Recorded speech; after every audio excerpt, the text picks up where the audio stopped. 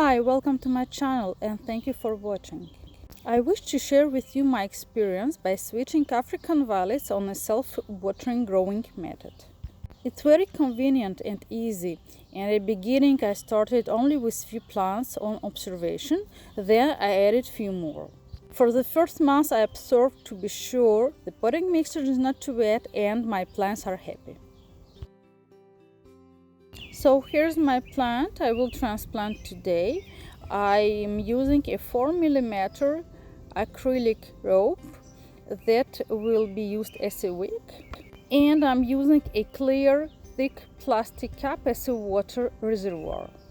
Why I choose self-watering method? Because I have a big African violet collection, and self-watering prevents over-drying and overwatering, especially if you're busy and you don't have a lot of time to check each plant.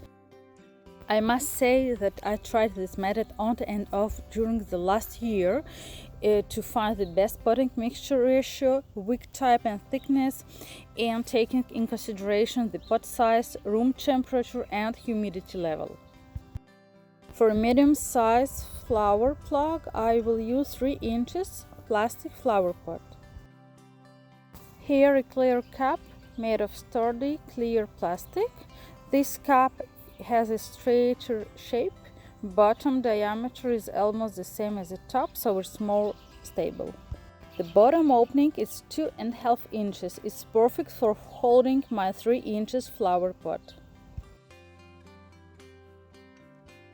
A 4 mm acrylic rope I will split in two to make a 2 mm wick to use for my self-watering planter.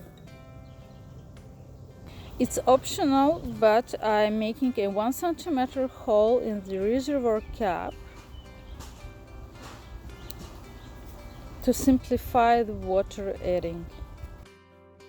Here I will show you on my other planter, and it's very easy and practical to add the water directly to reservoir without moving or lifting up the flower pot. This planter requires water. The wick is humid and lightly dry. The soil on the top is lightly humid. It's time to add water to reservoir. I prefer to let soil dry a bit between watering, to not keeping soil wet all the time. Even when wick is lightly dry, potting mix inside of the pot is still humid. In my growing conditions, when it's dry and more than 21 degrees Celsius, I let the wick humid all the time. And if it's humid and less than 21 degrees Celsius, I would leave the wick lightly dry before adding new water to reservoir. I'm using a heating tool to make a hole inside of the plastic cup. My potting mix is 4 parts of peat moss and 6 parts of perlite. I always sterilize peat moss by heating in microwave. For example, 5 to 6 cups of peat moss I will sterilize for 2 minutes in microwave and then let it cool completely before use. I'm removing the plant from the original pot. It's easier if the potting mix is slightly dry or completely dry. I will shake as much as possible of initial potting mix. I'm inserting the acrylic rope or the wick as shown.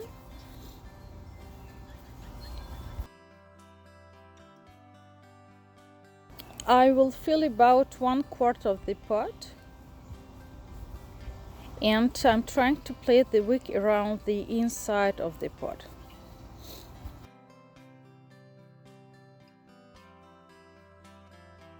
It's important to moisten well before continue. I'm adding another layer of potting mix. Then I'm placing my African violet in the middle, and I will add a potting mix all around to fill very well the pot.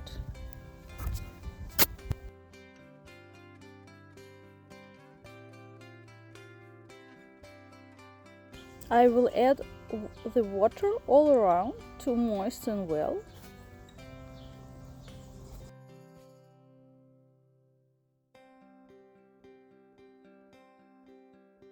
I will fill about 1 inch deep of the reservoir cap with the water and place the flower pot on the top of the reservoir. Be sure the wick is touching the bottom of the cup. I hope my video was helpful, so thank you for watching, and please share and subscribe.